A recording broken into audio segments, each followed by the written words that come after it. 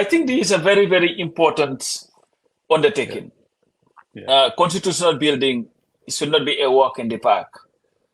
Unfortunately for us, we have now resigned ourselves to, you know what, let's settle for this. And I think at some point, if you've been independent for almost 60 years, settling for things should be a thing of the past. If you look at this country that we live in today, the United States became independent in 1776. You know when their constitution was ratified and became operational? 1789, 13 years later. And the crafters of the document were not thinking about what benefited them then. They were thinking about what was in the greater interest of the country going forward. And this is why that document from 1789 to date has only been amended 27 times. There is a reason why the Gambia Constitution, if you want to call it the 1997 Constitution, nobody can tell you what the correct version of the Constitution is, because it has been amended for over 50-something times. Every time they feel that this favors us, let's amend it. And I think this is another missed opportunity again by President Barrow and his group, because I think they are more focused on what is in it for them than what is in it for the Gambian people.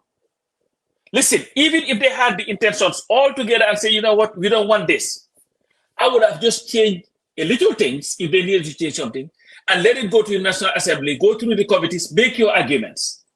But isn't it interesting that everything they changed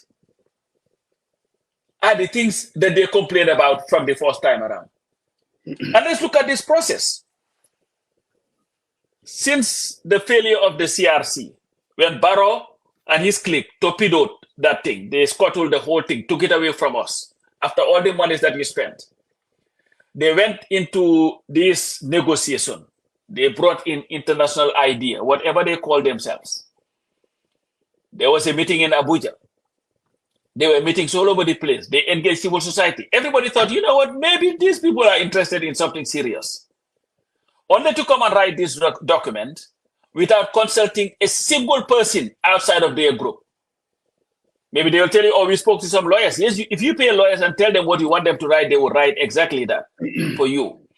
So to me, if this has shown anything, is not only the greed and selfishness of Barrow and his group, but the total dishonesty.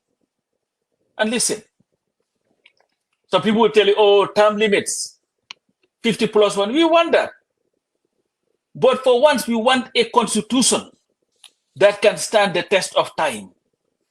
And constitution is not only dependent on whether we have term limits or not. Even the term limits, nobody can tell you what it means. There is a great chance that Barrow could be president for 20 years. 20 years before these term limits will kick in.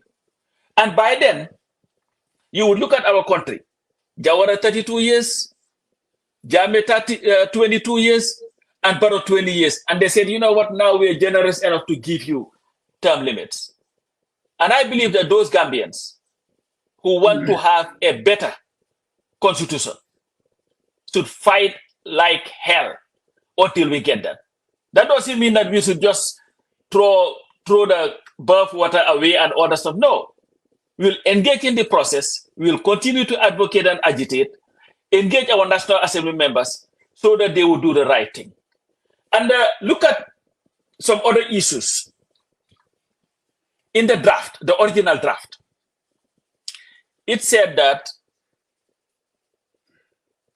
those that are to be appointed as members of the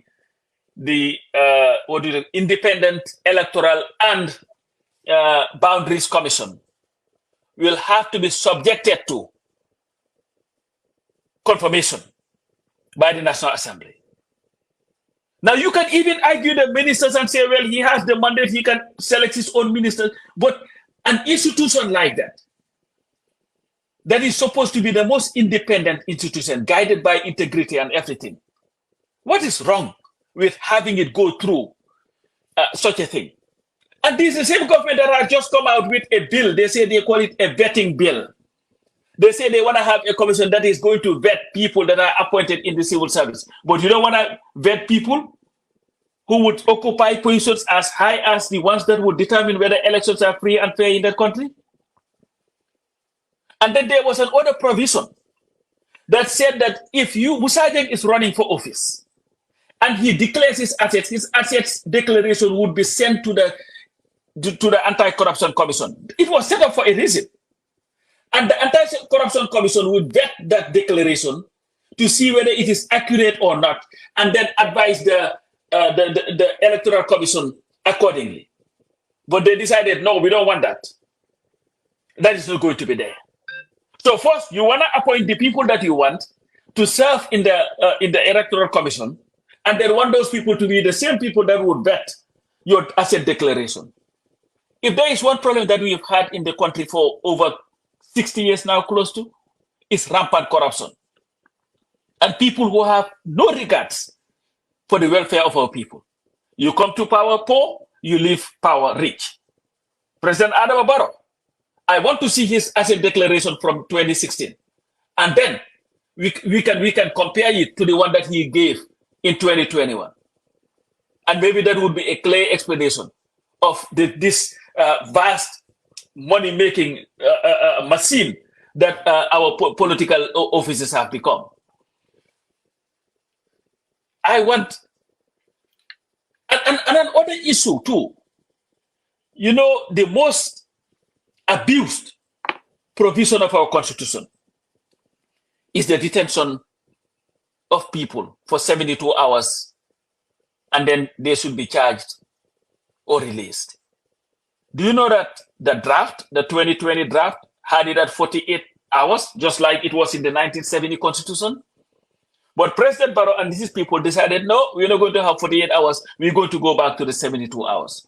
And then you ask your question, what is their motive? What is their objective? And what has stopped them from saying, you know what, not only are we publishing this, but we are publishing for all governments to know the changes that we've made.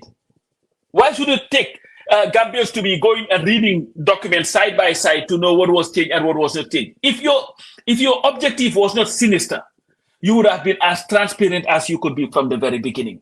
But the worst mistake that we can make is just to settle for another constitution. We cannot have every government that comes have a new constitution. We cannot have that.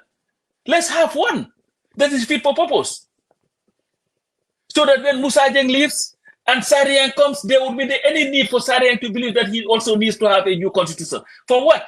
Every president with a republic? It does not make sense. And President Barrow and his people must understand that. There was a time when Jammeh thought that all the amendments he was making in that constitution will always benefit him for the rest of his life. And guess what today?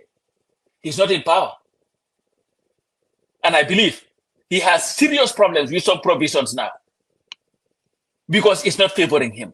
So we need to have leaders who are not only forward-thinking, but leaders who respect us enough to give us what would benefit us not only today, but generations to come. But with this trajectory, every government that comes would have a new constitution. Before you know it, will be the country of more constitutions than anything else. It doesn't make sense.